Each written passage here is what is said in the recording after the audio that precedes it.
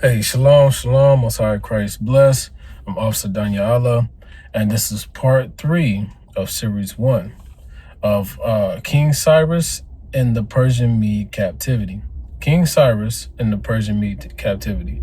So part 1, part 2, we've been going over King Cyrus. We've been going a little bit over the Persian Mede captivity, why it's important to understand the Persian Mede captivity, especially King Cyrus.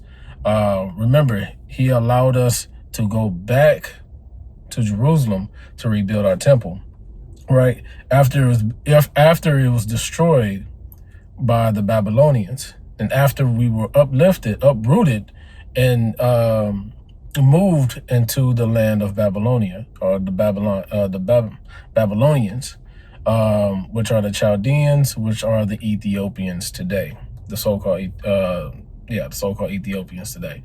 All right. So let me back up a little bit. The Babylonians burnt down our temple. Okay. So King Cyrus allowed us to go back to Jerusalem and to rebuild our temple, to rebuild our fence as well. So we're going to go over that in part 3. Okay. So, who are the Persian Medes today?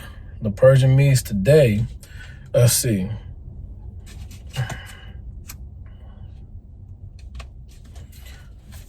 Who are the Persian Medes today?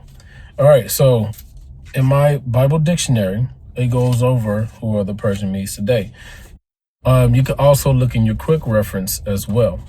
All right, so we look up Persia, and it says Persia comprised the Iranian plateau.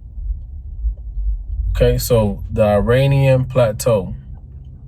The Persians are known as the Iranians today, or citizens of Iran. All right, the country of Iran. These are the Persians known today. Okay. Next, we want to read Cyrus founded the empire by defeating Media and Babylonia, and it dominated Asia from 539 to 331 BC. Okay, so Cyrus, he defeated the Medes, which was his grandfather. We talked about that in part 1, right? And Babylonia, we also talked about that in Daniel's chapter 5. What happened then? How the Persians defeated the Babylonians and how they came into power. So first they defeated the Medes because they were in power first. They were in higher power. And then the Persians defeated the Babylonians, right? Which put them above everybody, right? So read that again. Cyrus founded the empire by defeating Media, the Medes, and Babylonia, and it dominated Asia from 539 to 331 BC. Asia is the continent that Iran is located in. Okay, the Persians, the Medes, no, the Persians. Let me say that the Persians are located in the country Iran, which is in the continent Asia. Asia is a continent. Okay, and it says, and it dominated Asia from 539 to 331 BC. So the Persians were in rule for 208 years, give or take. But if you calculate 539 minus 331, you get 208 years. So they were in rule for 208 years, ending with Darius III. Darius III was the last king in rulership before the Greeks took overruled them. So, and we're gonna talk about the Greek captivity in the next video. But understand, Darius III was in rulership before Alexander the Greek, which we'll read about. Alexander the Greek defeated Darius III. And this is how the Greeks came in power, okay? In 331 BC, all right? So Persians were known as the Iranians. And the Medes are known as the sons of Japheth. All right, so if you look at your quick sheet, it shows you who Japheth are today. Japheth are your so-called Hawaiians, your Samoans, your Filipinos, so on and so forth. The Medes are known as the sons of Japheth. Okay, we're gonna go over a couple of books because there's some books that were written in the time of the Persian Mede captivity. Okay, and the first one we read, we talked about, was Ezra, right? Nehemiah. That was the first two books that we talked about. Now we're gonna go over some more books. Okay, so the first one, well, let's prove it. Let's prove it. Thus said the Lord. All right. So Ezra. Let's start off with Ezra. Understand what time Ezra came into place. So Ezra and Esdras are the same prophets. Ezra and Esdras. Esdras is the Greek form of Ezra. Ezra is Hebrew. So when you read Ezra, you're still reading books of Ezra. Let me say that again. When you're reading Esdras, first Esdras, second Esdras, it's still parts of Ezra. Okay? So in Ezra, chapter 1, verse 1, it says, "Now in the first year of Cyrus, king of Persia, that the word of the Lord by the mouth of Jeremiah might be fulfilled, the Lord stirred up the spirit of Cyrus, king of Persia, that he made a proclamation throughout all his kingdom and put it also in writings, saying," but just only read that verse, okay? So now let's go to Ezra chapter 7 and verse 1, okay? "Now after these things, in the reign of Artaxerxes, king of Persia, Ezra, the son of Sariah, the son of Azariah, and the son of Hilkiah," we're going to go down to verse 6. "This Ezra went up from Babylon, and he was a ready scribe in the law of Moses, which the Lord God of Israel has given. And the king granted him all his requests according to the hand of the Lord his God upon him." So Ezra, when you read in second Esdras, we're going to get that too. When you read in second Esdras, he had to rewrite the Bible. All right, here we go. Second Esdras chapter 14, verse 21. And it reads, "For thy law is burnt, therefore no man knoweth the things that are done of thee, or the works that shall begin." Okay, so the law was burnt up. Like I said, when you read in Second Chronicles, it says that the Babylonians burned everything, even the law, even our book. And here Ezra is saying that the law is burnt up. Therefore, no man knoweth the things. We couldn't learn from our book. We couldn't learn from the laws how to keep the commandments because it was burnt up, right? So I'm going to skip through 2nd Ezra chapter 14. And let's see. We're going to go to 42. All right, we're going to read 42 to 45. "The highest gave understanding unto the 5 men, and they wrote the wonderful visions of the night, and were told, which they knew not. And they sat for 40 days, and they wrote in the day, and at night they ate bread. As for me, I spake in the day, and I held not my tongue by night. In 40 days they wrote 204 books. And it came to pass, when the 40 days were fulfilled, that the highest spake, saying, The first that thou hast written, publish openly, that the worthy and the unworthy may read it."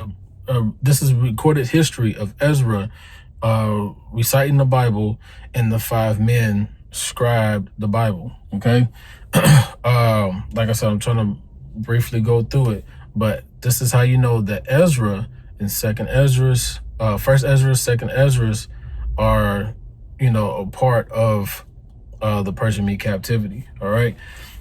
So let's move on. Let's move on to Nehemiah. Okay. So in the book of Nehemiah, Nehemiah was a governor. Okay. And we're going to go over that real quick. The book of Nehemiah, chapter 1, verse 1. the words of Nehemiah, the son of Haggai, and it came to pass in the month Caslu in the 20th year, as I was in Shushan, the palace. Shushan was a Persian palace, right? So let's skip all the way down to 11. O Lord, I beseech thee, let now thine ear be attentive to the prayer of thy servant, and to the prayer of thy servants who desire to fear thy name and prosper. I pray thee, thy servant this day, and grant him mercy in the sight of this man, for I was the king's cupbearer. So he was the cupbearer for the king, King Darius the first, the King Darius the Mede, right? And you read that with Zerubbabel in First Ezra, chapter 4, right? Like I said, can't really go over too much because we run out of time. But this is showing you that this is the history. These are the men that were a part of the history of the Persian Mede captivity. All right. So with that, we went over Nehemiah, went over Ezra. Now let's go over Haggai and Zechariah. Haggai and Zechariah. So we're going to go back to Ezra's. So Haggai and Zechariah are known as the minor prophets, which are towards the end of the Old Testament, right?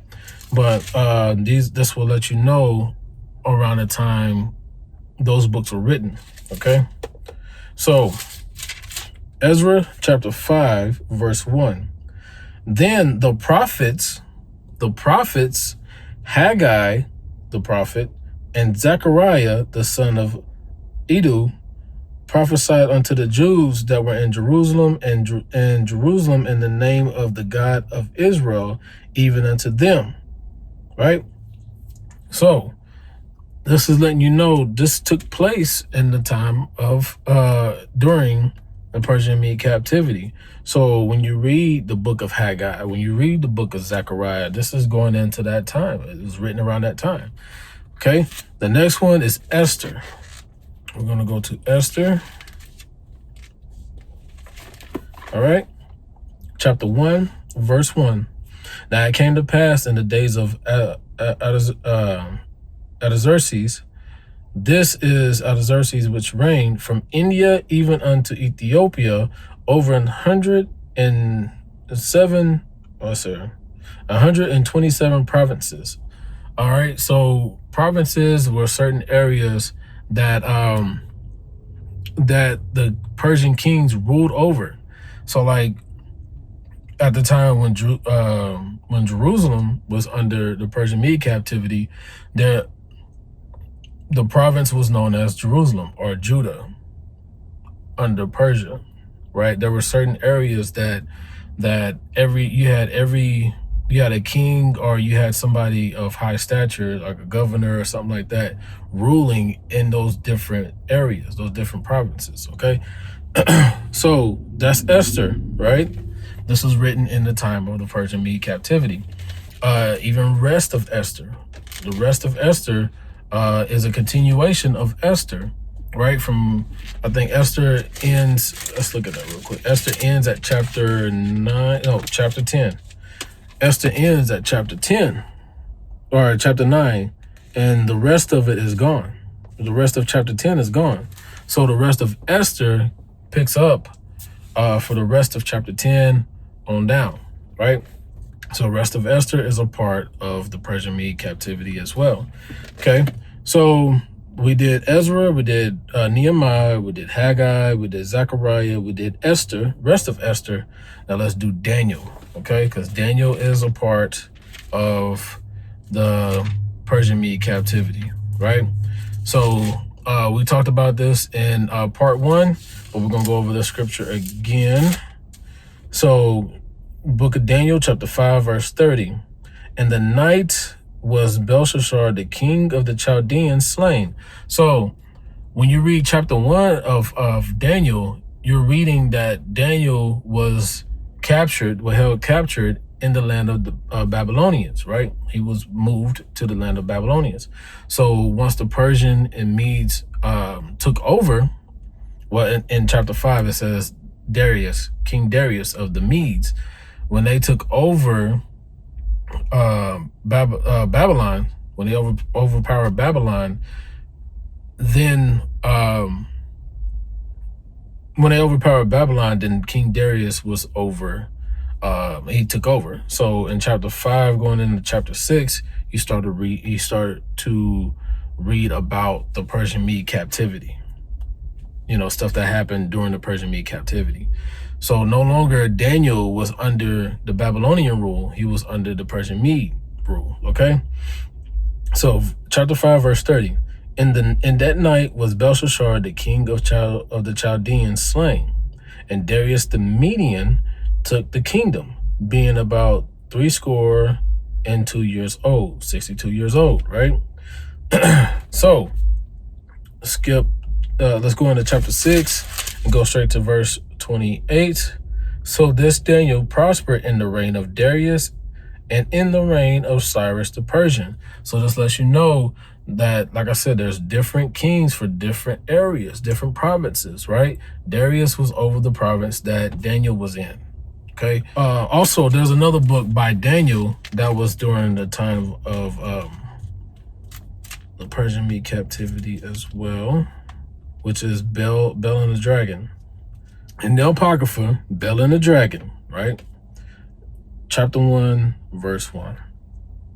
And the king Astyages was the king that was over the Medes, right? He was the grandfather to Cyrus. This is what we talked about in part 1. King Astyages was over the Medes. When Persian was paying taxes to the Medes, they were under the Mede. The Persians were under the Medes at that time, right? Astyages is King Cyrus's grandfather. This is who King Cyrus defeated in order to be in rulership of the continent of Asia, okay? So, Bel of the Dragon, chapter 1, verse 1. And the king Astyages was gathered to his fathers. He died, right? And Cyrus of Persia received his kingdom. So now when we read this, we understand what's going on in the history. Bel and the Dragon is going through the times of the Persian and Medes, okay? So these are the books that are written in the time of the Persian Medes. You have Ezra, Nehemiah, Haggai, Zechariah, Esther, rest of Esther, Daniel, Bel and the Dragon. So you have all these books that were written at that time, which is important to know, okay? So with that, this concludes part 3 of our series, King Cyrus and the Persian Mede captivity. Like I said, in the next video, the next series, we're going to go into the Greek captivity in time of Feast of Dedication. All right? And with that, I say shalom.